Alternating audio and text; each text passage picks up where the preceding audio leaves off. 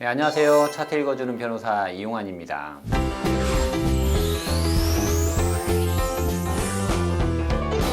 제가 이제 방송에서 SBS 모닝와이드 의료분쟁 차트라는 방송을 통해서 여러분을 이렇게 만나봤는데요. 오늘부터는 유튜브를 통해서 여러분에게 좀 더 자세하게 쉽게 의료사고가 무엇인지 또 의료 과실이 무엇인지 이런 사고가 의료 과실에 해당되는지 이런 부분들에 대해서 제가 설명을 해드릴 수 있도록 하겠습니다.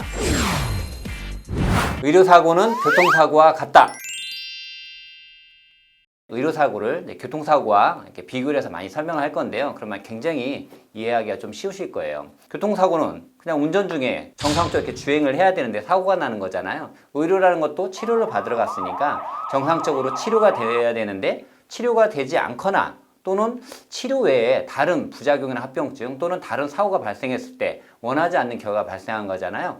이런 거를 의료사고라고 합니다. 모든 의료사고가 과실 책임을 묻는 것은 아니다. 교통사고가 발생했다고 해서 상대방이 항상 모든 잘못이 있는 건 아니에요. 나에게 100% 과실이 있고 상대방한테 0%가 있는 경우가 있어요. 그러니까 나의 전적인 과실이 있는 경우가 있는 것처럼 의료사고라는 것도 원하지 않는 결과가 발생했는데 실질적으로 의료진한테 과실이 없는 경우도 있을 수가 있습니다. 당연히. 이게 의료사고가 발생했을 때 이게 과연 상대방이 과실이 있는 의료사고인지를 여부를 확인하는 것이 필요해요. 근데 사실 그게 알기가 굉장히 어렵죠.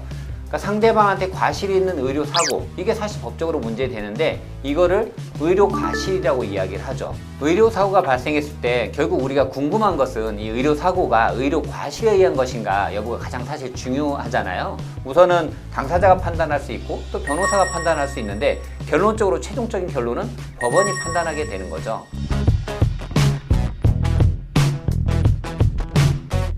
주위에 제 친인척 중에 의사가 있다라고 하면 의사한테 진료기록부를 갖다 주고 이런 사고가 발생했는데 이게 의료진의 과실인가요? 라고 물어보면 의사이기 때문에 그게 의료 과실인지 뭐가 잘못됐는지를 아주 자세하게 설명해 줄 수가 있습니다. 친인척 중에 의료진이 없다라고 하면 국가기관을 한번 알아봐야 될 것 같은데요. 하나는 소비자원, 소비자원에서 의료분쟁 조정 심사를 신청할 수가 있어요.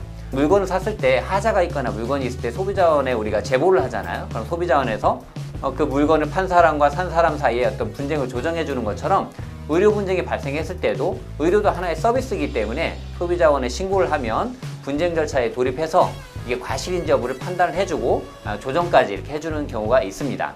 또 하나는 한국의료분쟁조정중재원이라는 곳인데요. 여기에서는 2013년 이후에 발생한 의료사고에 대해서 중재 절차를 진행을 해줘요. 근데 중재를 진행하기 위해서는 당연히 과실 여부에 대해서 판단을 하기 때문에 그쪽에서도 과실 여부에 대한 판단을 해줄 수가 있습니다.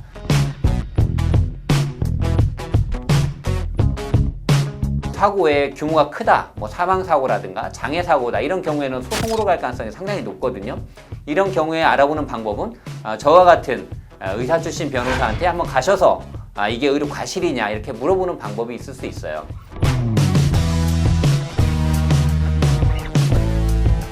사실 일반 변호사님들 같은 경우에는 차트를 가져가서 보여줘도 여러분과 사실은 똑같습니다. 이게 의료과실인지 여부를 알 수가 없어요. 그러니까 결과가 중하니까 소송해봅시다 이렇게 할 수 있는데 사실 의사 출신 변호사가 봤을 때는 과실이 없는 경우도 있을 수 있거든요. 이런 경우에는 특별히 우리가 소송할 이유가 없어요. 의료 과실하고 판단되는 경우에만 소송해야 되기 때문에 우선은 소송하기 전에 과실 여부를 판단하기 위해서 사실 인터넷에 검색해보면 의사 출신 변호사님들이 많이 계시거든요. 그분한테 가셔서 이 과실 여부를 한번 판단해보는 방법도 좋은 방법이 될 수가 있습니다.